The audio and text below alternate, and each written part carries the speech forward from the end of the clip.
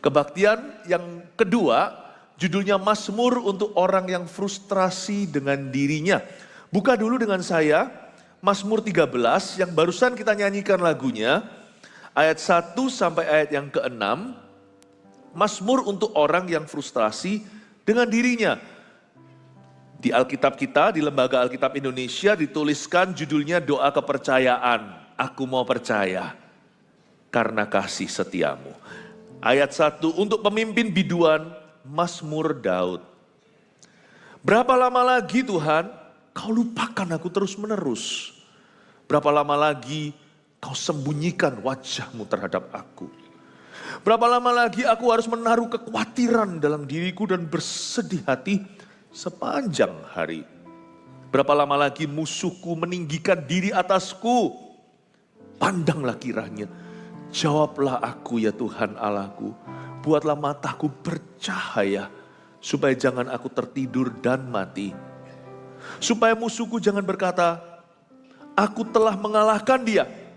Dan lawan-lawanku bersorak-sorak apabila aku goyah.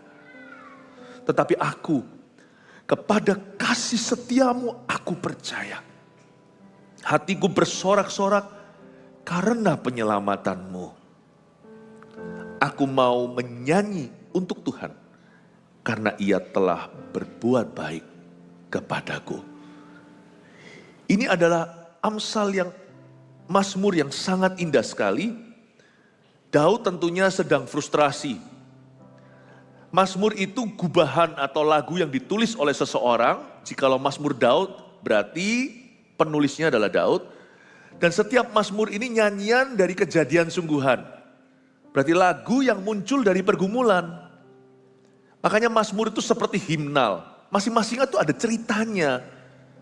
Kebaktian 1 tadi, saya jelaskan satu Mazmur yang ada hubungannya dengan 2 Samuel pasal 15 sampai 18. Ketika Daud takut menghadapi hari. Karena dia sedang dikejar-kejar musuh, tak lain tak bukan adalah anak sendiri. Dan bagaimana Daud mengapi-apikan diri dan menguatkan dirinya. Kebaktian pertama dengarkan sendiri. Kebaktian ini, saya ingin Anda melihat bagaimana orang bisa keluar dari satu lubang dalam jiwanya. Yaitu orang yang frustrasi dengan dirinya. Frustrasi setiap kita itu beda-beda, tetapi pasti ada satu takaran kita itu frustrasi sama diri sendiri. Anehnya ketika Adam jatuh dalam dosa, dia salah paham dengan dirinya. Dia jadi gak ngerti apa yang baik, apa yang buruk untuk dirinya sendiri. Apalagi seperti saya ini orangnya perfeksionis. Dari kecil begitu. Bukan berarti percaya diri, justru orangnya minder. Perfeksionis itu orang yang sulit atau susah untuk mengampuni kesalahan sendiri. Saya lebih gampang loh mengampuni orang lain daripada mengampuni diri saya. Ada orang itu yang begitu keras terhadap dirinya. Nah, pengakuan dosa itu aku. Jadi orang seperti ini susah untuk move on. Perasaannya itu serba sticky, seperti ada glue, seperti ada lem di dalam jiwanya. Kalau aku tuh salah, bisa menyesali, aduh tadi kok ngomong begini. Aduh tadi kok aku begitu. Kenapa aku sebodoh itu? Bukannya bertobat, justru dengan spirit seperti itu jatuh lagi di lubang yang sama. Siapa di sini kadang-kadang frustrasi dengan dirinya, angkat tangan? Oh enggak pernah, mungkin cuma saya seorang ya. Coba saya tanya lagi, jujur ya, siapa yang pernah frustrasi dengan dirinya atau sedang frustrasi dengan dirinya? Kita semua keturunan Adam dan Hawa. Coba lihat kalau ada laki di sebelah kanan Anda, hai Adam, kalau perempuan, hai Hawa. Sama saja, 11-12. Jadi saya percaya ini akan relate banget untuk setiap kita. Kita ini frustrasi dengan dirinya. Bukankah kita semua itu orang andai dan tahu gitu? Aduh andai aku kaya, andai aku punya segala sesuatu. Andai aku siap untuk tes hari ini. Andai aku menghiraukan nasihat orang itu kan bodoh aku tidak akan jatuh. Atau tahu gitu ya. Tahu gitu aku gak pergi ke sana. Tahu begitu aku gak ketemu sama orang. Tahu gitu aku gak bisnis sama dia. Nyesel, menyesali. Frustrasi, gak keluar, depresi. Stres sendiri. Karena di dalam sini ada satu kubangan, ada satu pusaran dalam jiwa yang gak bisa keluar. Muter-muter di dirinya sendiri, muter-muter terus. Firman Tuhan pun tidak mempan, siapapun ngomong apa juga lalu lalang. Karena kita tidak merasa itu bisa menolong kita, karena kita hidup dalam penyesalan, selalu hidup di masa lalu, dan tidak bisa maju, tidak bisa mikir masa depan. Orang yang frustrasi dengan dirinya itu adalah lubang hitam. Sekali masuk di sana, tak ada yang bisa survive, tidak ada yang bisa selamat. Itu suatu lubang kegilaan. Saya ngerti itu karena saya dulu juga orang waktu saya masih belasan tahun, saya jadi orang yang sangat depresi, bahkan 3 kali berusaha bunuh diri. Jadi saya mengerti apa yang saya ajarkan ini, karena ini juga sesuatu yang sangat membebaskan aku. Saya rindu untuk mengajarkan sesuatu yang bisa memberimu liberty. Liberty ini bukan patung Amerika di New York itu. Liberty ini kemerdekaan dalam jiwamu. Jikalau anak manusia memerdekakanmu, kamu sungguh-sungguh merdeka. Saya memberikan pada Anda pesangon. Pada kita semua suatu tool atau suatu alat untuk kita selalu keluar dari lubang tersebut dan menjadi pemenang. Saya ingin kita untuk bisa menerima diri kita, bukan menerima diri kita artinya kalau sini LGBT lalu aku terima, memang aku ditakdirkan begitu, ngawur, itu sesat. Menerima diri itu bukan menerima dosa. Menerima diri itu artinya aku mau berproses dengan Tuhan dan aku tahu aku masih belum sempurna, Tuhan akan menyempurnakan aku. Aku tahu dia mengasihi aku bersuka cita karena dia menerima aku. Karena kasih setianya dalam hidupku, aku tahu aku pasti sampai ke situ. Semua oleh karena kasih karunia-Nya. Menerima diri itu orang yang bisa relax dan berkata, it's okay. It's okay for me to learn from my mistakes. Bukan it's okay to make a mistake. Bukan gak apa-apa untuk aku buat salah, tapi gak apa-apa untuk aku belajar dari kesalahanku. Aku bisa mengampuni diriku sendiri. Supaya aku nanti bisa belajar mengampuni orang lain. Bagaimana aku bisa mengasihi orang lain kalau aku tidak mengasihi diriku sendiri? Mengasihani diri sendiri itu lain cerita. Mengasihi diri itu perlu. Karena Tuhan berkata, perintah Allah yang pertama adalah kasihilah Tuhan Allahmu. Perintah Allah yang kedua adalah kasihilah sesamamu seperti dirimu sendiri. Belajar dulu mengasihi dirimu, maka engkau akan bisa mengamalkan kasih. Coba lihat ya orang yang tidak bisa ngatur orang lain. Dia nggak bisa ngatur dirinya sendiri. Coba lihat ya orang jahat sama dirinya sendiri biasanya jahat sama orang lain juga. Ya, belajar untuk bisa tenang. Hai jiwaku pujilah Tuhan. Aku tahu Tuhan pegang kendali atas situasi hidupku. Belajar untuk bisa diajak ngomong sama Tuhan, jangan ngomong sendiri. Kita sekarang lihat ayat pertama, Mazmur untuk orang yang frustrasi dengan dirinya. Ayat 1, untuk pemimpin biduan, Mazmur Daud. Ini adalah kalimat lagu. Seperti misalnya lagu Songs from the Rooftop. Hari ini kan lagi launching yang bahasa Chinese-nya, nanti di bawahnya lirik by penulisnya siapa, komposernya. Ini ditulis Mazmur Daud, komposernya Daud. Untuk pemimpin biduan. Tapi saya juga baca kalimat ini secara profetik, artinya ini Mazmur untuk para pemimpin, untuk kepala keluarga, untuk mama yang anak-anaknya nakal-nakal. Ya. Untuk ibu rumah tangga yang mungkin kesepian. Suaminya ngomong beban masalah kepadanya. Dia ngomong sama siapa? Ngerumpi juga gak boleh kata pendeta. Untuk pemimpin biduan itu orang yang merasa dirinya itu punya tanggung jawab yang besar. Untuk manajer, untuk direktur, untuk karyawan yang dikasih tugas sama bos, employer-nya. Untuk pemimpin biduan. You know sometimes in your responsibility dalam tanggung jawab yang kita laksanakan sehari-hari, tidak jarang kita itu menjadi frustrasi dengan diri kita. Ya. Untuk pemimpin biduan, ada suatu peringatan juga bahwa di akhir zaman ini tidak sedikit yang namanya pemimpin rohani bahkan mengalami kekeringan rohani. Tahukah kalau kita frustrasi terus dengan diri sendiri, lama-lama kita akan mati. Lama-lama kita akan kering rohani. We will be sucked dry. Seperti ada lintah yang melekat pada roh kita. Yang terus menyedot kehidupan dan energi. Do you know, tidak ada yang membocorkan energi kita. Selain daripada terlalu banyak dialog dengan pikiranmu sendiri. When you talk to yourself too much, waktu kita bicara pada diri sendiri, dan entertain atau terus memanjakan perasaan, it will suck you dry spiritually in no time. Anda pasti akan langsung disedot kering. Seperti ada vampir yang menggigitmu pada lehermu. Dan mengisap seluruh darahmu. Makanya itu setan jangan diajak interview. Makanya itu perasaan jangan dimanjakan.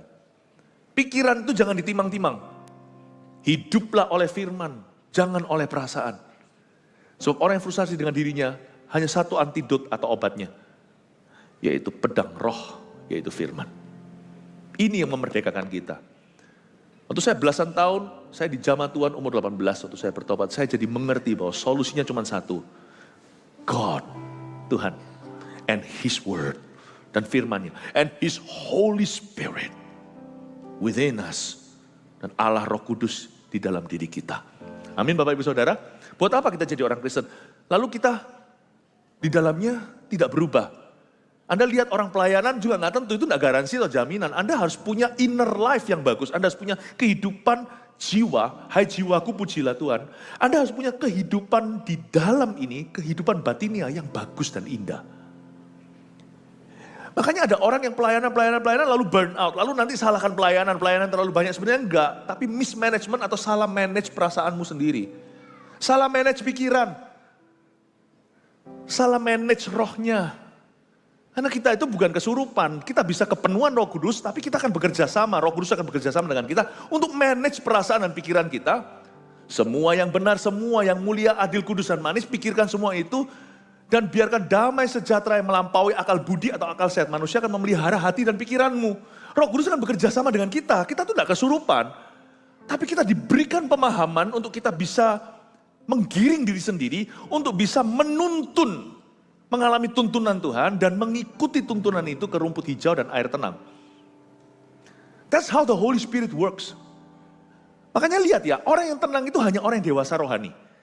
Orang dewasa rohani itu punya pengendalian diri, buah roh yang ke-9 itu. Itu yang membuka jalan untuk masuk ke buah roh kembali ke buah roh yang ke-1 yaitu kasih. Lihat ya, orang yang dewasa adalah orang yang bisa mengendalikan pikiran dan perasaannya sendiri. Dan bisa berkata pada dirinya, hai jiwaku pujilah Tuhan. Tenang teduh dalam kasih-Nya Tuhan. Semua akan indah pada waktunya. Speak to your own storm. Bicara kepada badaimu sendiri. Let your mouth be God's mouthpiece to you. Biarkan mulutmu menjadi lidah bibir Allah untuk bicara kepada dirimu sendiri. Speak to your own storm. Kenapa kalau kita bicara ke dalam badai orang lain gak mempan? Karena kita memang tidak pernah menjinakkan badai sendiri. Makanya itu anak-anak Skewa datang 7 orang, rembukan, rombongan, keroyokan, iblis. Keluarlah kamu di dalam nama Yesus yang diberitakan oleh Paulus. Gak mempan, iblisnya tertawa. Paulus dia takut, Yesus anak Allah. Siapa gak kenal dia? Tapi dia bertanya, lu anak-anak Skewa, siapa lu? Iblis di dalammu aja gak bisa takluk, kamu kedagingan, ambisius. Sekarang mau taklukkan iblis dalam diri seseorang yang kesurupan. Guyonan apa? Candaan apa? If you can speak to your own storm, you can speak to the storm in other people's lives. Kalau Anda bisa bicara kepada badai dalam dirimu sendiri, Anda akan punya authority, otoritas Schwenping. Punya otoritas untuk berkata kepada badai yang Anda lihat di sekeliling Anda, tenanglah. Waktu Anda menghardik akan ada kekuatan Allah. Anggaplah sesi ini bukan soul searching. I'm not searching your soul, I'm moving your soul. Masalah kita itu terlalu banyak soul searching. Soul searching itu perlu sekali-kali, tapi kalau terus menerus namanya orang yang kurang percaya diri. Kita tidak mau soul searching, soul moving. Saya mau ajak Anda semuanya untuk dewasa dari dalam, karena itu adalah tugas penggembalaan untuk bisa memberi makan. Amin, Bapak Ibu Saudara. Untuk pemimpin biduan ini beban buat saya. Kenapa? Karena banyak pemimpin yang gak matang dalamnya. Kelihatan mangganya bagus di luar, makan masam. Karena di dalamnya dia gak matang di pohon. Ya, maka Anda lihat sekarang pemimpin rohani banyak yang kering rohani. Kita lihat sekarang kenapa? Mari kita selidiki apa yang terjadi dengan Daud. Kita akan bedah jiwanya dan kita akan mendapatkan madunya. Ayat 2, berapa lama lagi Tuhan kau lupakan aku terus menerus? Stop. Apakah berarti Tuhan melupakan Daud? Bukan, ini perasaan Daud. Boleh nggak kita jujur masuk hadirat Allah? Atau hanya ngomongnya manis-manis melulu? Coba Anda baca Mazmur, isinya itu keluh. Bukan hanya manis-manis melulu, ada banyak keluhan di dalamnya. So it's okay to be honest to God. Jadi kita boleh jujur kepada Allah. Ya, Tapi bodohlah orang yang langsung menuangkan isi hati pikirannya kepada sesamanya. Ada ayatnya di Amsal, bodohlah orang yang menceritakan kekesalannya. Saya biasanya kalau ada apa-apa kesel saya tuangkan ke Tuhan. Bukan kesel sama Tuhan, keselku kutuangkan ke kaki Tuhan. Nanti yang sisa itu yang perlu saja saya follow up. Tuhan itu saringan yang dahsyat. Saya suka sekali karena Mazmur ini tidak diutarakan kepada manusia. Berapa lama lagi Tuhan kau lupakan aku terus-menerus. Daud itu frustrasi dengan dirinya. Tapi dia lampiaskan ke Tuhannya. Ini bukan nuduh Tuhan loh ya. Nadanya tidak kurang ajar. Tapi nadanya itu datang apa adanya. Berapa lama lagi Tuhan kau lupakan aku terus-menerus. Again, even a man after God's own heart seperti Daud, seorang yang hatinya berkenan. Sekali-kali bisa tanya begini. Dan ini jadi ayat firman, berarti Tuhan gak apa-apa loh. Tuhan itu gak tersinggungan. Dia berkata, berapa lama lagi Tuhan kau lupakan aku terus-menerus? Daud tidak menuduh Tuhan. Ini hanya perasaan dia sejujurnya, Tuhan. Aku rasa engkau lupa sama aku. Where are you? Kau di mana di hidupku di titik ini Tuhan? Orang sekali berdaud masih bisa tanya begini, apalagi you and me. Tapi kalau seluruh isi Mazmur 150 isinya semua begitu, something wrong with you.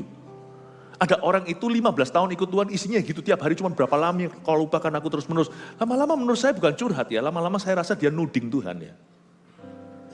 Paham ya? Ini perasaan yang jujur.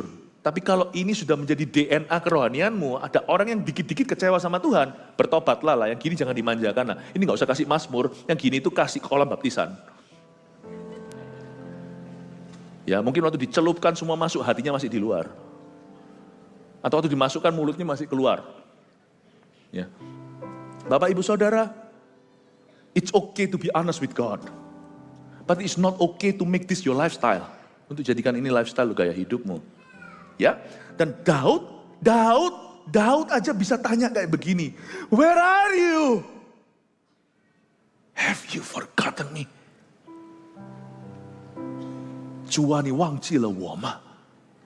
Tuhan, kau sudah lupa ya sama saya. Ini perasaan oke, bukan berarti Tuhan lupa. Ini perasaan Daud, Tuhan tidak tegur dia. Ini perasaanmu, aku hargai itu, tapi faktanya beda. Kita lihat sekarang ayat 2b. Berapa lama lagi Tuhan kau lupakan aku terus-menerus? Berapa lama lagi kau sembunyikan wajahmu terhadap aku? Masa si Tuhan sembunyikan wajahnya? Enggak lah. Dengan kata lain, di ayat 2b ini Daud mengeluh, Tuhan, I cannot feel you. Aku enggak bisa merasakan hadiratmu. Bahasa kerennya hari ini itu seperti, Pastor Philip, kenapa ya? Aku sekarang kok enggak bisa merasakan hadirat Tuhan ya? Waktu aku memuji menyembah atau waktu aku di gereja. Lain cerita waktu dulu aku baru lahir baru itu langsung baru nyanyi langsung nangis. Apalagi sekarang kalau aku lagi saat teduh doa sendiri gitu rasanya itu lebih susah. Kalau di gereja lebih gampang. Karena terbawa suasana. Kalau sendirian gitu tuh rasanya kok nganggur ya. Krik krik krik krik krik hampa. Kenapa kok garing ya? Anda enggak sendirian. Daud juga merasa yang demikian. Berapa lama lagi kau sembunyikan wajahmu terhadap aku, itu adalah bahasa perjanjian lama. Bahasa perjanjian barunya itu, I cannot feel your presence God. Kenapa aku tidak bisa merasakan hadiratmu? Tapi gini ya, dari ayat 2 ini aja saya bisa menarik kesimpulan bahwa perasaan kita itu penting ya.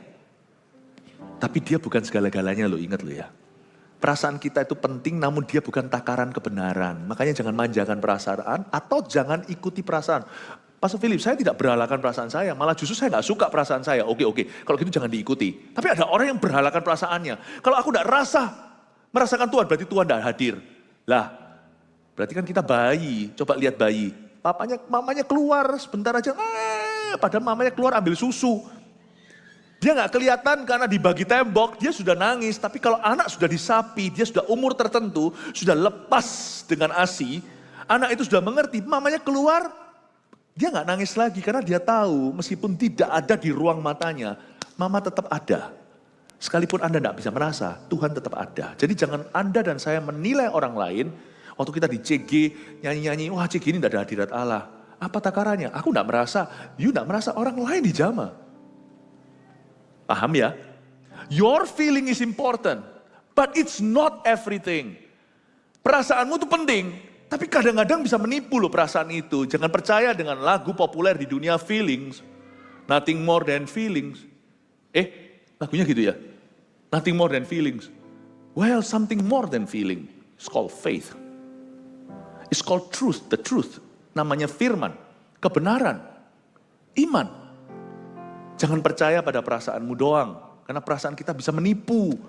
Berapa kali kita merasa bahwa orang Kristen begitu, semua gereja sama, pendeta. Berapa banyak di antara kita bertobatlah yang punya perasaan gitu, berarti perasaanmu dewamu, berarti perasaanmu Tuhanmu. Karena Tuhan belum menunjukkan segala sesuatu kepadamu, jadi jangan kita sok tahu. Orang yang sudah kecewa sama orang Kristen, gereja dan sebagainya. Come on lah, have you been to every church in the world? Sudahkah kita datang ke semua gereja? Sudahkah kita kenal semua orang, semua hamba Tuhan? Sudahkah Anda mengenal setiap orang Kristen di dunia? Orang bisnis aja lebih pintar. Bisnis gagal, dia bisnis lagi sampai dia berhasil. Kita sekali dikecewakan oleh orang Kristen, udah ogah-ogahan. Kok begitu ya? Kalau demi uang kita berani coba, demi Tuhan kita berhenti di tengah. Menunjukkan pada kita siapa dewanya. Your feeling is not your everything. Perasaan kita itu bukanlah kadang-kadang, jangankan kebenaran, itu jelas enggak. Hidup itu harus oleh iman, bukan oleh perasaan. Tapi perasaan kita juga kadang-kadang bukan realita. Kadang-kadang bukan fakta. Lanjut lagi di ayat 3. Siapa yang masih bisa ikuti sama saya? Ya, siapa yang diberkati Tuhan? Praise the Lord, puji Tuhan ya. Haleluya. Kasih tepuk tangan untuk Roh Kudus yang selalu mengajari kita. Sebelum kita lanjut, bilang sama kanan kirinya, Jesus loves you. Ya, haleluya. Ayat 3. Berapa lama lagi aku harus menaruh kekhawatiran dalam diriku dan bersedih hati sepanjang hari. Berapa lama lagi musuhku meninggikan diri atasku? Kelihatan ini orang frustrasi. Coba lihat dari 2 ayat aja berapa pertanyaan dia lontarkan. Tapi saya bagi frustrasinya jadi 3. Ini seringkali mewakili frustrasi kita. Berapa lama lagi pertama dia utarakan ke Tuhan, kau lupakan aku. Lalu ayat 3, berapa lama lagi aku harus menaruh kekhawatiran dalam diriku. Frustrasi pertama dia tujukan pada Tuhan. Frustrasi kedua dia tujukan pada dirinya sendiri. Berapa lama lagi aku harus menaruh kekhawatiran dalam diriku dan bersedih hati sepanjang hari. Lalu yang ketiga, berapa lama lagi musuhku meninggikan diri atasku. Aku gak terima Tuhan dikata-katai begitu. Coba lihat waktu aku jatuh, berapa banyak yang ketawa, rival-rivalku. Padahal aku gak salah di hadapanmu. Aku apa saja, sekali-kali orang kan pasti pernah mengalami hari mujur, ada juga yang mengalami hari yang malang. Kebetulan waktu aku jatuh, kenapa musuh-musuhku tertawa? Bahkan yang menertawakan aku adalah sahabat-sahabatku yang dulu pernah aku tolong. Aduh, di hatiku elus-elus dada rasanya, mereka kok begitu? Kok tega? Dulu waktu susah aku menolong mereka. Sekarang aku susah, mereka ketawa. Jadi frustrasi itu bisa komplikasi. Bisa diutarakan pada Allah, tapi bisa juga terhadap diri sendiri, tapi juga bisa semakin diperkeruh waktu kita melihat respon orang lain terhadap kita. Jadi frustrasi yang ketiga adalah frustrasi yang dikarenakan musuh-musuhnya. Atau perkataan orang itu bisa jahat loh. Kata-kata orang itu tidak seberapa waktu kita jaya, tapi waktu kita berada di arus bawah, mereka ngomong sesuatu itu sakitnya. Kebaktian tadi kan saya jelaskan gimana Daud itu sampai terusir dari rumahnya sendiri, istana. Itu masa-masa itu sangat vulnerable. Kita tidak bisa nuntut orang kuat selalu. Ada waktu-waktunya mereka itu vulnerable. Ada waktu-waktunya mereka itu akan rawan dan jadi peka. When your wife, waktu istri Anda mengalami sensitif. Misalnya lagi bulannya. Ya yang suami ya harus lebih peka lah ya. Gak apa-apa kalau lagi mood-moodan sedikit mood swing itu biasa. Kita juga harus mengerti orang itu ada masanya, pria dan wanita. Dalam hidupnya ketika dia mengalami suatu tekanan kehidupan, apalagi kalau dia dibawa Tuhan di arus bawah. Gak heran ada orang tertentu itu terluka di waktu itu. Makanya itu jaga hati itu penting sekali. Dengan segala waspada itu artinya waktu kita di arus bawah. Dan tolong jaga hati itu bukan hanya terapkan pada diri sendiri. Jaga hati orang di kanan kirimu. Jangan kau jadi salibnya. Kau harus jadi balsamnya. Salib mereka pasti sudah ada. Gak usah kau tambah. Waktu Anda lihat orang kiri kanan kita itu sedang mengalami tekanan kehidupan, jagaan hatinya. Karena dia di titik rawan. Suami pulang ke rumah udah capek, lesu segalanya, langsung tunggu dulu. Paling tidak suruh dia makan. Ada titik rawan, istri juga sama mungkin pada saat mungkin semua sibuk, suami gak mau tahu ngomong apa adanya. Perhatikan dong, suami mungkin kerja banting tulang, tapi istri juga atur rumah tangga. Tahu nggak? Sama susah, bahkan lebih susah loh atur anak daripada atur bisnis. Tolong bisa dimengerti lah, saat-saat tertentu caranya bagaimana, diajak kencan gak pernah, tiap hari hanya dasteran dan rorolan. Lalu tiba-tiba kita suruh dia ngerti segala sesuatu. Tolonglah senangkan juga gitu loh, supaya dia keluar dari titik rawan, titik gak amannya. Bapak ibu saudara, jagalah dengan segala waspada. Frustrasi itu bisa dihindari kalau kita itu bermain cantik dan gracefully. Kalau kita menitik beratkan hati dan perasaan orang bukan perasaan sendiri, saya rasa kita bisa menjadi alat damai. Dan kita bisa membawa sukacita dalam diri orang lain. Frustrasinya di sini ada 3 saya bagi kepada Tuhan. Kalau frustrasi kepada Tuhan itu diterus-terusin, tidak dapat solusi yang benar, alias terus-menerus berkanjang pada perasaan dan tidak pernah berujung pada kebenaran, maka nanti itu menjadi orang Kristen yang kepahitan. Kepahitannya nggak jelas loh ya. Dia kepahitan sama orang iya, tapi kalau Anda lihat, orang itu kepahitan sama Tuhan. Loh, kok bisa sama Tuhan kepahitan itu piye? Ada orang itu yang kudu terus kecewa sama Tuhan. Selalu kepahitan sama kehidupan, kecewa. Dan lihat ya, ada orang Kristen tuh yang labelnya gini. Sukanya itu berkata, Tuhan jahat, Tuhan cobai aku, Tuhan yang kasih aku penyakit. Tuhan tidak dengarkan doa, tapi dia mau tinggalkan Tuhan juga nggak berani karena dia tahu ada neraka. Jadi dia itu betul-betul adalah makhluk gentayangan, sorga kagak, neraka tak rela. Ada orang yang tipe gitu ya. Karena lihat nggak orang Kristen yang suka terus marah-marah sama Tuhan, marah ngamuk-ngamuk. Itu sebenarnya menurut saya orang itu bukan ngamuk sama Tuhan, dia ngamuk sama dirinya sendiri. Cuma dia nggak sadari, dia itu frustasi sama dirinya dan dia jadikan Tuhan tumbalnya. Bodoh lah orang yang begitu. Kenapa? Tuhan itu justru obatnya, kok kau jadikan tumbalnya. Do not sacrifice God. He's your only hope when all things fail. Jangan kau korbankan Tuhan, karena dia satu-satunya harapan ketika semua orang meninggalkanmu. Dialah satu-satunya ketika semua gagal. Biarpun gunung-gunung beranjak dan bukit-bukit bergoyang, namun kasih setiamu tak akan beranjak daripadaku. Firman Tuhan yang mengasihi aku. Amin Bapak Ibu. Jangan. Jadi caranya gimana kalau kita lagi frustrasi kepada Tuhan, kita harus akhirnya berakhir mendarat, berlabuh pada kebenaran tentang karakternya. Kita harus mendarat ujung-ujungnya pada janjinya. Tapi kalau kita frustrasi sama diri sendiri, kalau itu tidak ada jalan keluarnya, ini bahaya. Disinilah masuk stres, depresi, bipolar, segalanya. Karena waktu kita berputar-putar di sini ada pusaran tidak keluar, itu jadi penyakit. Tanya dokter. Dokter tidak bisa membuktikan mungkin, tetapi tidak akan menyangkali bahwa psikis, penyakit psikis itu bisa berujung penyakit jasmani. Coba lihat ya, kadang-kadang kalau dokter yang bijaksana akan memberitahu, tidak cuma gini-gini, lifestyle-mu harus berubah juga, jangan cuma main antibiotik, obat-obatan. Ayo kurangi stres, mungkin mestinya ada orang yang gimana, tiroid dan sebagainya. Saya bukan dokter ya, tanya sendiri, tapi saya kasih contoh aja misalnya, hidup Anda harus bisa manage stresnya sendiri. Saya bisa ngasih Anda pil tidur supaya Anda tenang. Tapi yang membuat Anda tidak bisa tidur itu dokter tidak bisa. Itu Anda harus bisa manage sendiri. Nah orang di luar Tuhan tidak punya pegangan. Mereka hanya punya positive thinking. Tapi di dalam Tuhan kita punya kuasa kehidupan. Nah itu yang kita praktekkan. Inilah kelebihan orang Kristen. Karena orang-orang yang tidak punya Tuhan berakhir paling maksimal sampai ke tangan psikiatris. Hanya bisa jamah sampai kepada jiwanya.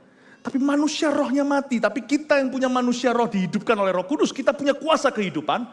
Tidak berakhir di psikiatris tapi sampai penggembalaan.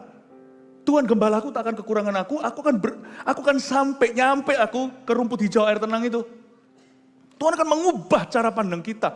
Terjadi paradigm shift atau pergeseran paradigma. Kalau dahulu saya selalu iri, itu membuat penyakit di dalam diriku. Gara-gara iriku aku jadi ambisi, jadi terburu-buru.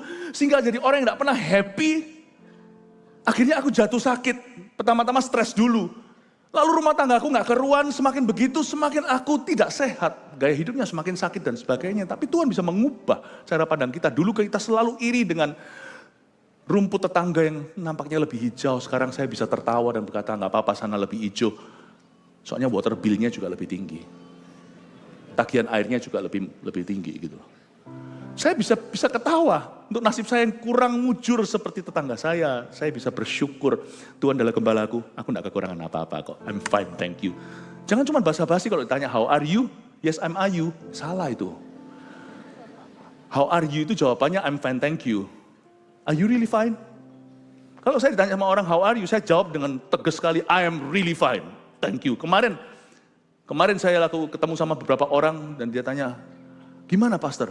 Kabarnya gimana? I'm doing really great. Saya bosan dengan kata I'm fine, thank you, karena basa-basi. I'm doing really great. Thank you for asking. How about you? Malu dia jawab, I'm fine, thank you. Rumputku lebih hijau, kalau nggak sampai hijau, nggak apa-apa, tagihanku lebih murah. Amin Bapak Ibu Saudara. Jangan irilah sama sukses orang, jangan syukuri kemalangan orang lain. Tiba-tiba sembuh sendiri, Anda tidak frustrasi. Kalau sebab pusaran di dalam dirimu itu kalau tidak keluar, itu jadi penyakit. Berapa lama lagi aku harus menyimpan kekhawatiran dalam diriku, bersedih hati sepanjang hari, terusin. Coba nggak sakit nanti. Coba nggak berantakan rumah tangganya. Coba nggak hancur hidupnya. Berapa lama lagi musuhku meninggikan diri atas diriku, ini yang paling gampang. Frustrasi yang terakhir paling gampang. Jangan jadikan kegelisahanmu terbesar. Apa orang lain ngomong tentang Anda, mereka komentarnya, cara berpikirnya, itu hanyalah grade 3. Itu frustrasi KW. Kayaknya itu yang membuatmu frustrasi, not really. Asal Anda benar di hadapan Tuhan hatimu, asal Anda bisa damai dengan dirimu, terserah sana mau ngomong apa. Emangnya gua peduli gitu? Agak cuek sedikit itu loh sama orang lain mikir apa. Waduh nanti gimana? Gini. Percayalah nanti orang di dunia ini sebagian besar memikirkan dirinya. Tidak akan nyampe ke kita itu. Ya. Karena itu jangan khawatir apa kata dunia tentangmu. Lebih khawatirlah apa kata Allah tentang dirimu. Karena dialah yang menjamin kehidupanmu sampai hidup kekal nanti. Kalau bisa gitu ya tenang loh hidup itu enak banget. Jadi kita perlu vitamin C. Saya kasih vitamin C hari ini bawa pulang. Ini C yang perlu ya. Jangan pakai vitamin C ini sembarangan. Overdosis C juga nggak baik. Ya, vitamin C yang diperlukan untuk Anda sungguh-sungguh happy inside, tidak frustrasi lagi adalah vitamin cuek. Ini tak suntik vitamin C. Belajar cuek. Makanya saya juga tidak pernah meresponi apa-apa kata dan sebagainya. No. Saya fokus pada jemaat sendiri. Just focus on you. Continue to build you up. Untuk terus membangun Anda. Melihat Anda sukses, berhasil. Anda semuanya jadi orang-orang yang bergizi dalam iman. I'm happy. Ya? Oke, semuanya sudah dapat vitamin C-nya ya? Oke, puji Tuhan. Kasih tepuk tangan untuk Tuhan. Ayat 4, pandanglah kiranya, jawablah aku ya Tuhan Allahku. Buatlah mataku bercahaya. Supaya jangan aku tertidur dan mati. Daud ini sudah berada di titik ngos-ngosan, dia berkata, Lord, answer me now. Kalau aku tidak dijawab sekarang, aku niscaya pasti mati. Dia itu tahu jelas konsekuensi frustrasi. Kalau ini diterusin, Daud mengerti. Dia itu kan seorang yang hatinya berkenan pada Allah. Jadi dia nangkep hati Tuhan. Dia itu tahu kebenaran. Kalau aku diterusin ini, sekarang aku baru pingsan. Frustrasi yang kualami sekarang ini hanya pada titik spiritual sleep. Atau tidur rohani. Aku gak boleh lama-lama entertain, memanjakan perasaan ini. Harus ku bawa ke hadirat Tuhan, aku konfrontasi mati-matian. Kalau perlu pokoknya aku sekarang bentur-benturin diri ke pintu gerbang sorga. Tuhan mau marah nggak apa-apa, mendingan ku tanggulangi daripada ku biarkan, daripada ku diamkan. Buatlah mataku bercahaya Tuhan, sebab sekarang aku mengalami spiritual sleep atau tidur rohani. Ini diterusin akan mengalami spiritual death, kematian rohani. Never allow your feeling, negatif feeling itu melewati matahari terbenam, bukan hanya amarah. Amarah itu biasanya titik terakhir. Amarah itu adalah titik frustrasi, lu nggak tahu mau apa. Jangan biarkan amarahmu sampai terbenam matahari. Jangan kau pegang murka sampai matahari terbenam. Sudah. Itu bukan cuma satu perasaan marah. kalau Anda telusuri dalam jiwa, marah itu titik terakhir frustrasi. Nah itulah macam-macam setelah marah. Orang bisa bunuh diri, orang frustrasi, orang bisa lari ke alkohol, kemana. Ada juga yang nggak tahu gimana komplikasi itu selingkuh. Waduh itu macam-macam. Kalau Anda tanya secara fisik, tanya sama dokter yang namanya gula, penyakit gula itu bisa macam-macam. Itu bisa ke ginjal, bisa kemana, bisa ke situ, komplikasinya itu macam-macam. Bahaya, perasaan feeling itu jangan kau bawa tidur. Selesai masuk, ngomong sama dirimu sendiri, aku kunci pintu, minta beritahu sama semua keluarga, pembantu semuanya, jangan ganggu, kasih aku 1 jam, mariin dengan Tuhan di sana. Marah-marah di sana sendiri, tapi jangan kau berdosa, jangan keluar dari ruang doamu. Selesaikan frustrasimu. Karena besok itu terlalu berharga untuk tetap frustrasi saudara, karena besok ada rencana Tuhan yang baru, kesusahan sehari hanya untuk sehari. Berarti kalau kesusahan sehari hanya untuk sehari, warning, peringatan, berarti juga ada glory harian yang Anda akan lewatkan kalau besok Anda luangkan dalam frustrasi. Sayang loh, kesusahan sehari untuk sehari, itu arus negatifnya, arus positifnya juga ada. Kalau kita terus frustrasi besok ada glory yang Anda akan dapatkan. Kenapa? Karena kita melongo di depan kaca, lihat wajah sendiri dan frustrasi. God wants you to see the promised land. Tuhan ingin Anda melihat sesuatu yang dari janji Allah dalam hidupmu untuk hari itu. Jangan kau lewatkan itu. Jangan kau lewatkan. Amin Bapak Ibu Saudara. Setiap hari bisa saja Tuhan menaruh sesuatu dalam perjalanan hidupmu. Yang harus Anda pick up, harus Anda pungut. Kalau kita melongo secara rohani, kita akan lewatkan ternyata pada bangkai singa itu, Simpson ambil madu. Di tempat tertentu, Yonatan ambil madu pula dalam zaman yang berbeda, makan dan bercahaya dan hajar orang Filistin. Anda akan melihat itu cuma bangkai kalau kita melongo melulu. Tapi kalau kita itu matanya peka, nggak melihat ke kaca, melihat diri sendiri melulu dan tanya terus dan terus gali-gali.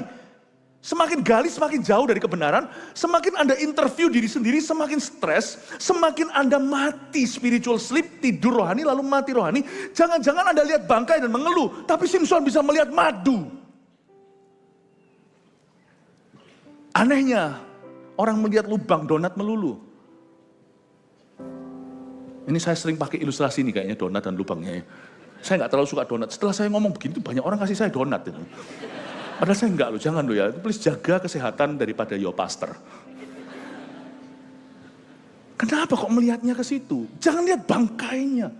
There is honey inside. There's honey inside. Kesusahan sehari untuk sehari, madu sehari juga untuk sehari. Madu hari ini kalau Anda lewati, besok sudah madu yang lain. Beda. Jangan sampai kelewatan. Saya nginep di Bali pas liburan. Breakfastnya enak gitu ya. Itu ada madu, itu ada 5-6 botol. Tapi karena kami tinggal cuma 4 malam, jadi saya harus milih. Gak boleh banyak-banyak kan. Ini madu yang ini, yang fruity. Ini madu yang dari wild. Ini madu yang, waduh. Tiap hari saya ngingetin. Kan kalau libur kan nganggur ininya. Kemarin saya minum madu yang ini, sama madu ini, sama madu ini. Saya nggak boleh ngulang, karena 6 macam madu 4 hari. Saya lewat 1, ngulangi, rugi. Ada madu yang Tuhan taruh harian. Anda lewatkan, Anda ngulangi, rugi, karena itu nggak kembali. Ini baru hotel cuma 6 macam. Kalau Anda tinggal di sana 2 minggu, bosan. Tuhan tidak pernah kehabisan madu, every day anew. Setiap hari baru, lewatkan hari Senin, Selasa madumu. Jangan kangen yang Senin, ada sesuatu yang hilang di hidupmu. Karena itu jangan kau frustrasi. Anda tidak perlu tahu segala sesuatu tentang dirimu. Jangan gali-gali. Ada satu orang yang saya kurang kenal. Tapi selama saya mengenal Tuhan tiap hari, gak apa-apa sih saya kurang kenal dia. Orang yang kurang saya kenal itu adalah diri saya sendiri. Gak apa-apa. Mungkin nanti ujungnya suatu hari ketika masuk ke surga, saya baru kenal, oh aku itu begini begitu. Jangan lihat saya seolah-olah saya gila, saya ini waras. Anda sama-sama enggak warasnya. Sama-sama juga enggak terlalu kenal dirinya. Kan kita kadang-kadang enggak tahu kapan yang menyulut kita kan. Kita ngomong-ngomong gitu misalnya di dalam keluarga, tiba-tiba terus kita ngamuk. Terus tiba-tiba baru sadar diingatkan sama pasangan. Gitu aja emosi, iya ya. Kita aja enggak ngerti apa yang menyulut kita. Enggak usah gali lah ya. tambah gali, tambah gila. Mendingan percaya, aku mau percaya. Karena kasih setiamu, hatiku bersorak karena penyelamatanmu. Aku mau bernyanyi kepada Tuhan Yesusku, karena Dia telah berbuat baik kepadaku. Ini saya juga mulai kenal saya ternyata lumayan bisa nyanyi.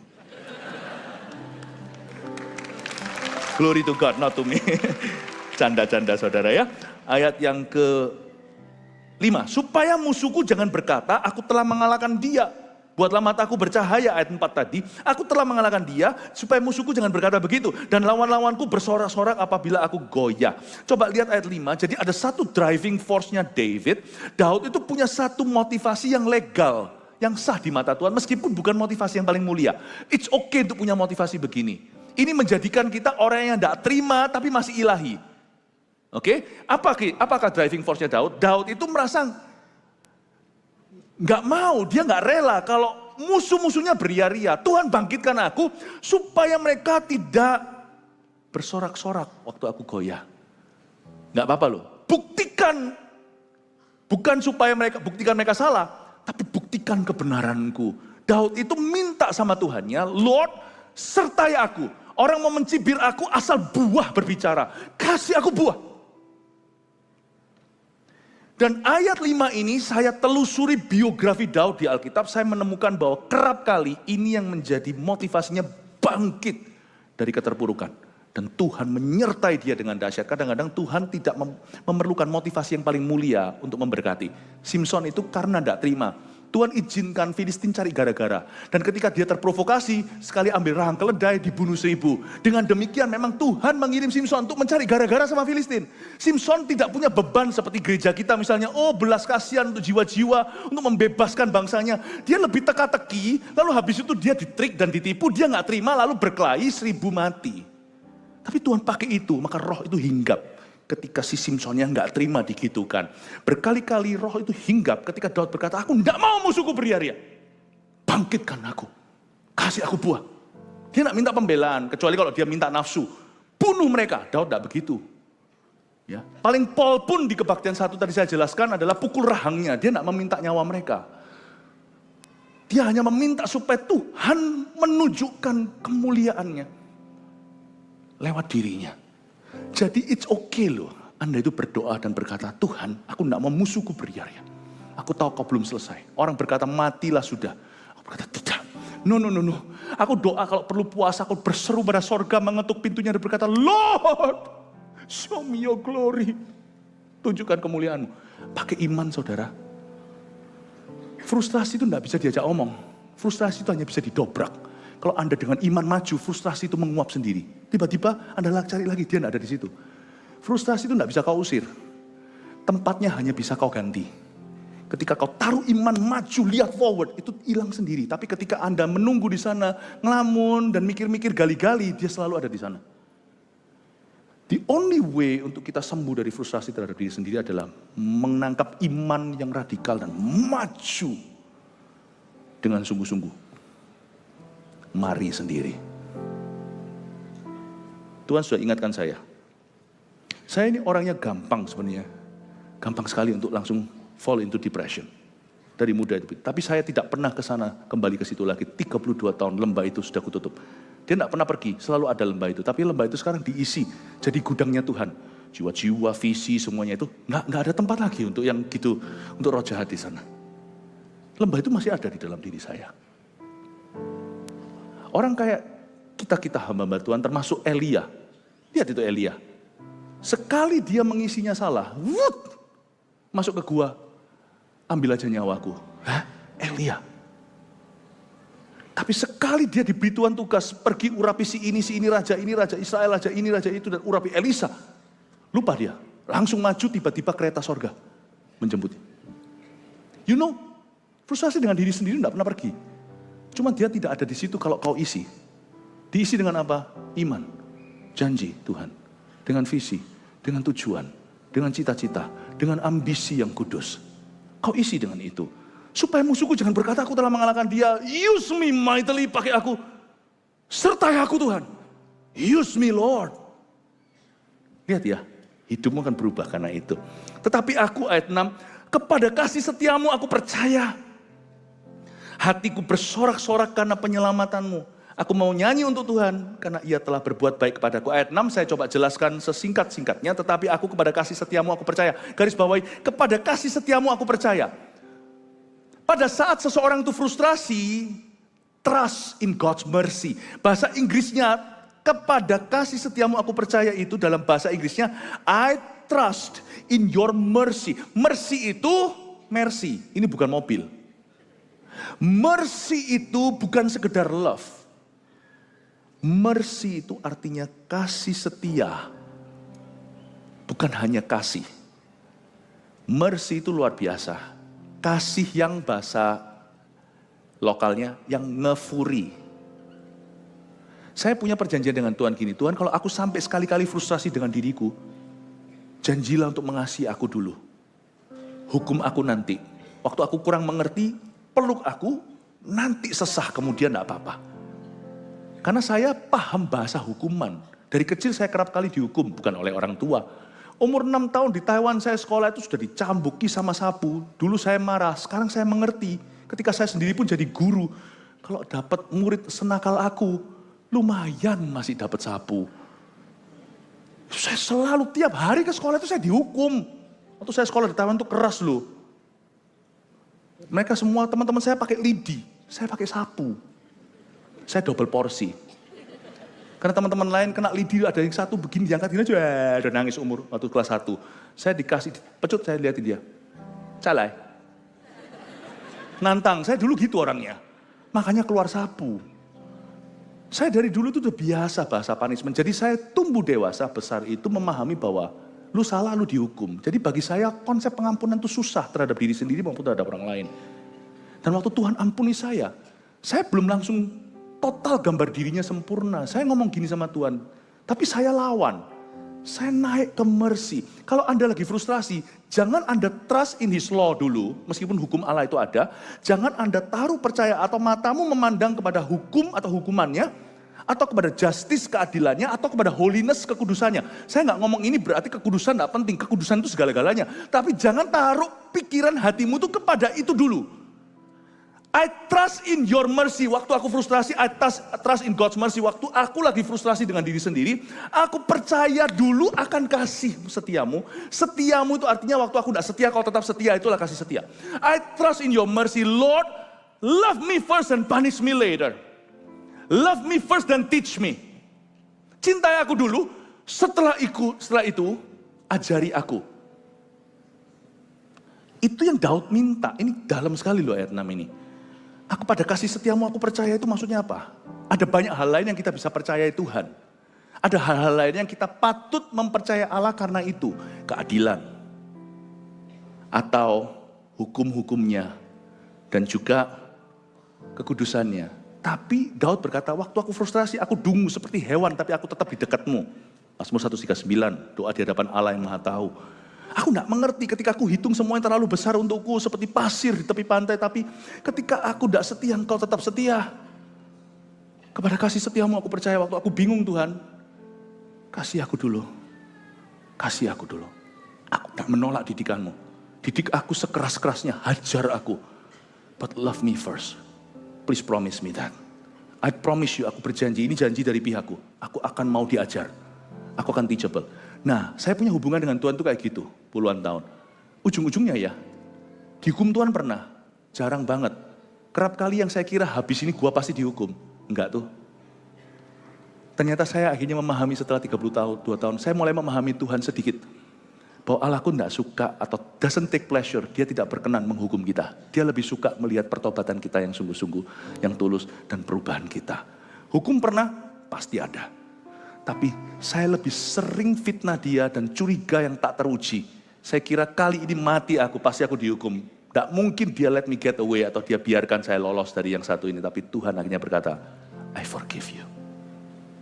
Luar biasa. Ini bukan mengajari gereja untuk kita sembarang berdosa. Tidak ya. Tapi berkali-kali di pikiran Anda, waktu Anda kira Anda pasti akan dihajar sama Allah, yang Anda dapatkan adalah tangan kasih. Anda akan terkejut. That's the God that you worship. Kepada kasih setiamu aku percaya.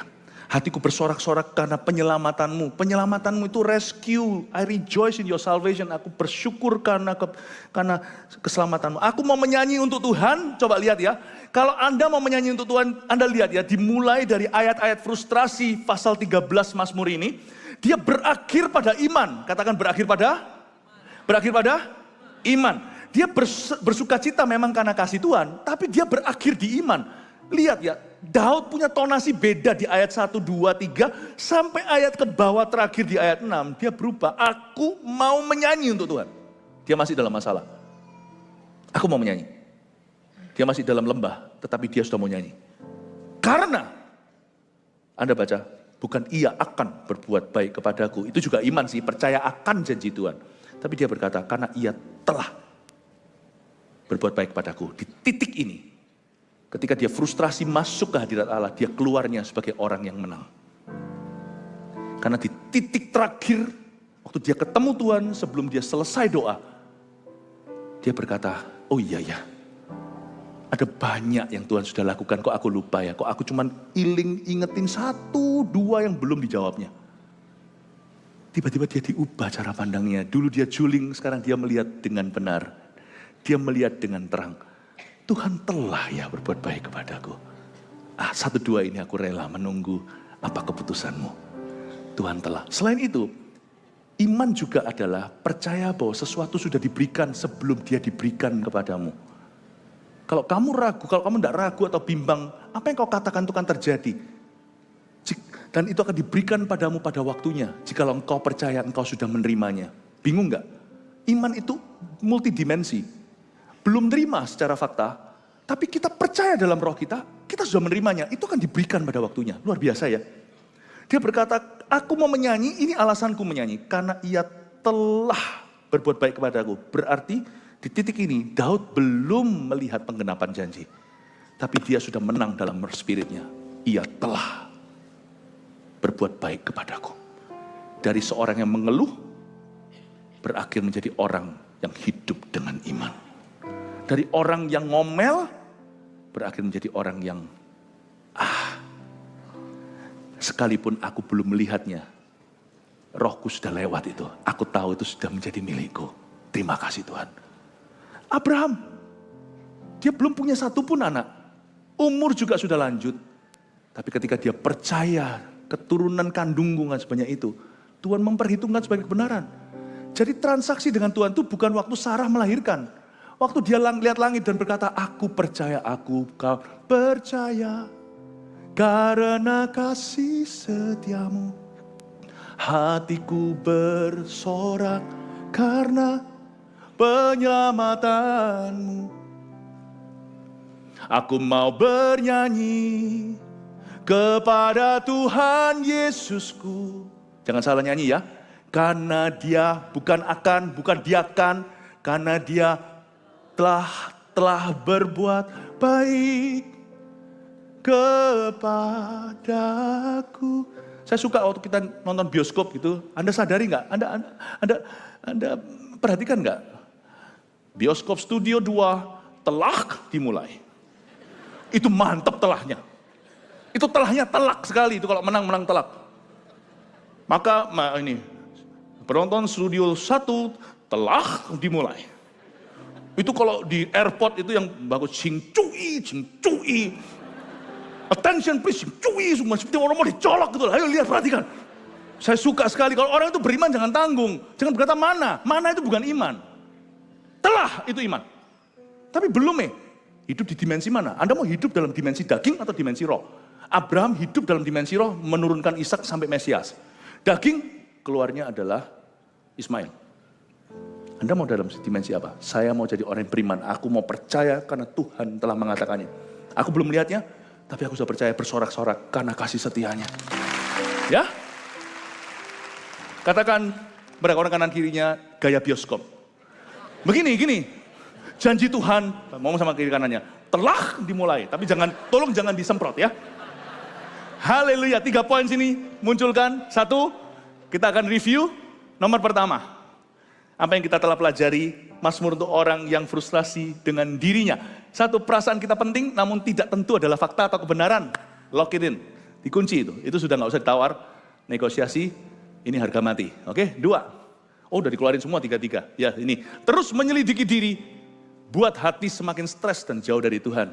Jangan gali, siapa yang semakin gali akan semakin gila. 3, bersukacitalah karena kasih Tuhan. Tidak ada alasan bersukacita, hukum aku cacat, kekudusan aku jatuh. Keadilan mungkin tidak tahu apa itu adil, mungkin yang adil adalah aku dihukum. Bersukacita kalau Anda tidak tahu mau bersukacita karena apa, bergembiralah karena Dia mengasihimu. Mulai dengan itu Anda pasti berakhir bagus. Meskipun mungkin sekali-kali perlu diproses Tuhan, didisiplin dengan keras, nggak apa-apa. Anda mulai dengan bersukacita karena kasih Tuhan, Anda pasti nyampe ke tujuannya. Dan hiduplah oleh iman. Telah dimulai. God bless you. Mari kita semua bangkit berdiri.